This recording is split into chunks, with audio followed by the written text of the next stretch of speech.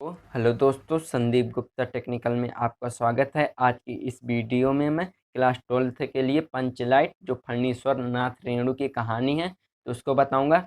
इस कहानी में रूढ़ितावादी सरलता एवं अज्ञानता के बारे में बताया गया है।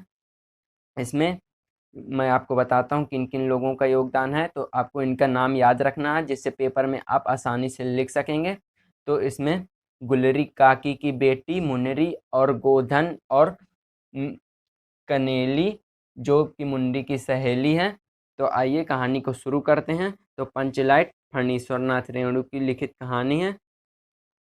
इससे ऑब्जेक्टिव क्वेश्चन भी पूछा जा सकता है। तो पेट्रोमैक्स यानी पंचलाइट की खरीदारी, अब इसको खरीदने की बारी आती है। गांव में रहने वाली विभिन्न जातियां अपनी अलग अलग टोली बनाकर रहती हैं। उन्हीं में से महतो टोली के पंचों ने पिछले 15 महीने से दंड जुर्माने के द्वारा जमा पैसे से रामनवमी के मेले में इस बार पेट्रोमैक्स खरीदा। गांव के लोग विभिन्न जातियां के लोग रहते हैं, वहां अपनी अलग अलग टोलियां बनाकर रखते हैं और उन टोलियों में से अपना एक नाम रखते हैं। तो उसमें से महतो टोली इन टोली का नाम है, जो पिछले 15 महीनों से दंड जुर्माने के द्वारा जमा पैसों से रामनवमी के मेले में इस बार पेट्रोमैक्स खरीदा है।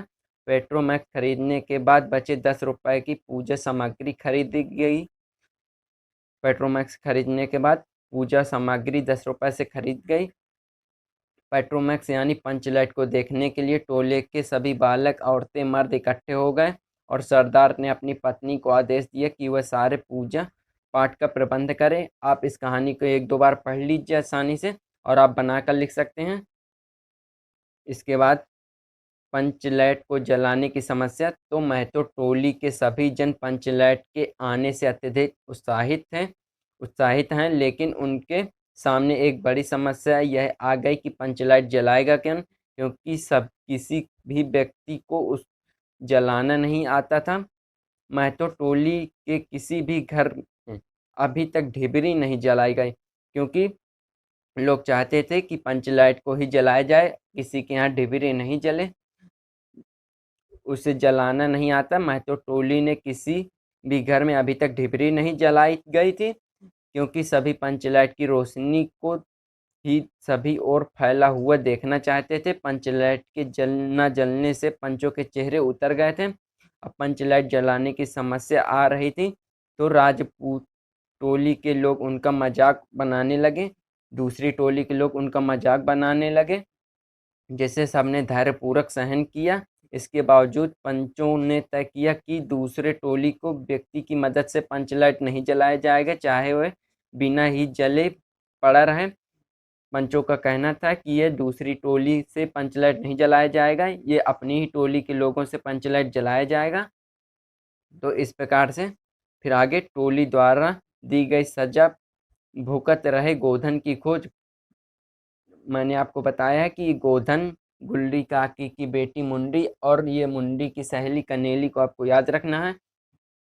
तो गुल्ली काकी की बेटी मुंडी गोधन से प्रेम करती है और उसे पता था कि गोधन को पंचलाइट जलाना आता है, लेकिन पंचायत ने गोधन का हुक्का पानी बंद रखा था। इसके बाद मुंडी ने अपनी सहेली कनेली को और कनेली ने यह सूचना सरदार तक पहुंचा दी कि गोधन पंचलाइट जलाना जानता है। मुंडी ने अपनी सहेली कनेली को और कनेली ने यह सूचना सरदार तक को पहुंचा दी, क्योंकि सहेलियों की बात अधिकतर फैल जाया करती है।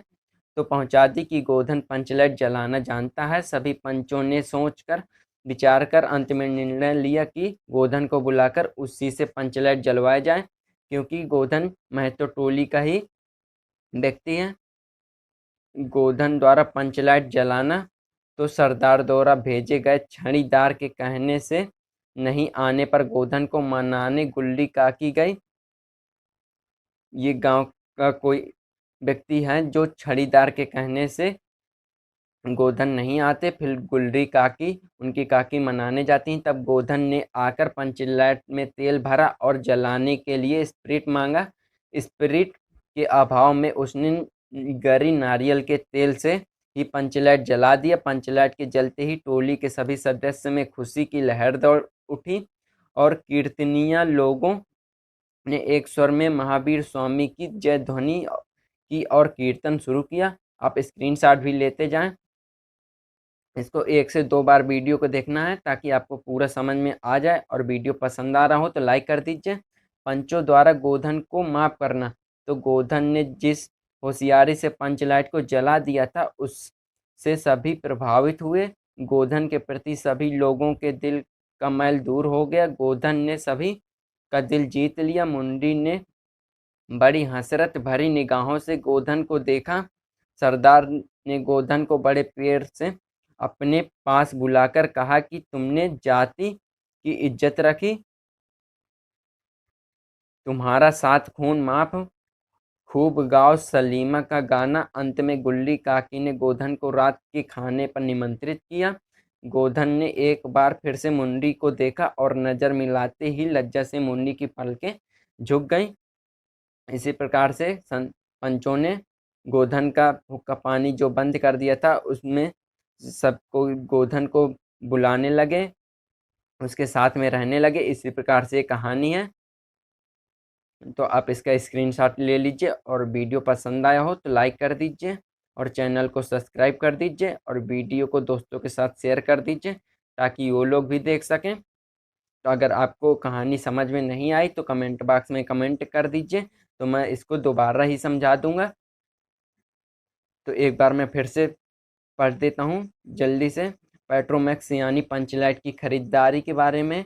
गांव में रहने वाली विभिन्न जातियां अपनी अलग अलग टोली बनाकर रहती हैं। उन्हीं में से महतो टोली के पंचों ने पिछली 15 महीनों से दंड जुर्माने के द्वारा जमा पैसों से राम से महतो टोली के पंचों ने पिछले 15 महीने से दंड जुर्मानों के द्वारा जमा पैसे से रामनवमी के मेले से इस बार पेट्रोमैक्स खरीदा। पेट्रोमैक्स खरीदने के बाद बचे 10 रुपए के पूजा सामग्री खरीद ली। पेट्रोमैक्स यानी पंचलाइट को देखने के लिए गांव के सभी लोग इकट्ठे हो गए और सरदार ने अपनी पत्नी को आदेश दिया कि वो पूजा पाठ का प्रबंध करें।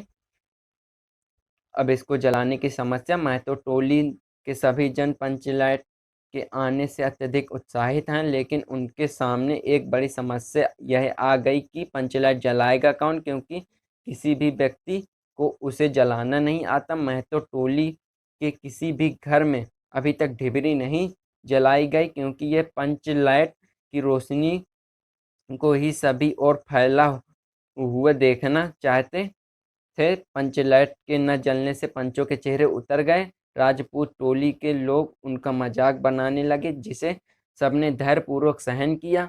इसके बावजूद पंचों ने तय किया कि दूसरी टोली के व्यक्ति की मदद से पंचलाइट नहीं जलाया जाएगा, चाहे वह बिना जले ही पड़ा रहे। इस प्रकार इसकी समस्या हो गई। आपको हेडिंग डाल के लिखना है तो पूरे आपको अंक मिलेंगे पेपर में। टोली द्वारा दी गई सजा। भुगत रहे गोधन की खोज। गुल्ली काकी की बेटी मुंडी गोधन से प्रेम करती है और उसे पता था कि गोधन को पंचलाइट जलाना आता है, लेकिन पंचायत ने गोधन का हुक्का पानी बंद रखा था, उसको गांव से बाहर ही कर दिया था।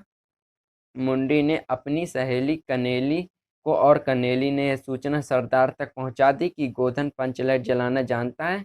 सभी पंचों ने सोच विचार कर अंतिम निर्णय लिया कि गोधन को बुलाकर उसी से पंचलाइट जलवाया जाए। तो गोधन द्वारा पंचलाइट का जलाना। तो सरदार द्वारा भेजे गए छड़ीदार के कहने से नहीं आने पर गोधन को मनाने गुल्ली काकी गई। तब गोधन ने आकर पंचलाइट से में तेल भरा और जलाने के लिए स्प्रिट मांगा। स्प्रिट के अभाव में उसने गरी नारियल के तेल से ही पंचलाइट जला दिया। पंचलाइट के जलते ही टोली के सभी सदस्यों में खुशी की लहर दौड़ गई। कीर्तनिया लोगों ने एक स्वर में महावीर स्वामी की जय ध्वनि की और कीर्तन शुरू हो गया। वहाँ के स्वामी की जय ध्वनि शुरू बोली लोगों ने और कीर्तन शुरू हो गया। पंचों द्वारा गोधन को माफ करना। पंचों ने गोधन को माफ कर दिया क्योंकि गोधन ने पंचलाइट को जलाया था। तो गोधन ने जिस होशियारी से पंचलाइट को जला दिया था उसने सभी प्रभावित हुए, उससे सभी लोग प्रभावित हो गए। गोधन के प्रति सभी लोग के दिल में मैल था जो वो दूर हो गए। गोधन ने सभी का दिल जीत लिया। मुन्नी ने बड़ी हसरत भरी निगाहों से गोधन को देखा। सरदार ने गोधन को बड़े प्यार से अपने पास बुलाकर कहा कि तुमने जाति की इज्जत रख ली है, या तुमने अपने गांव की इज्जत रख ली है, अपने टोली की। तुम्हारा 7 खून माफ है। खूब गाओ सलीमा का गाना। अंत में गुलरी काकी ने गोधन को रात के खाने पर निमंत्रित किया। गोधन ने एक बार फिर से मुंडी की ओर देखा और नजर मिलाते ही लज्जा से मुंडी की पलकें झुक गई। बस इसी प्रकार से कहानी है। आपको जिस प्रकार से समझ में आ जाए, आपको पूरी कहानी 2 से 3 बार पढ़ लेनी है, और ये कहानी को आपको अपने ढंग से या इसी प्रकार से लिख देनी है। आपको याद नहीं करना है, आपको 2-3 बार पढ़ने से ही कहानी ये अच्छे से समझ में आ जाएगी, और समझकर इस कहानी को लिखना है। तो धन्यवाद।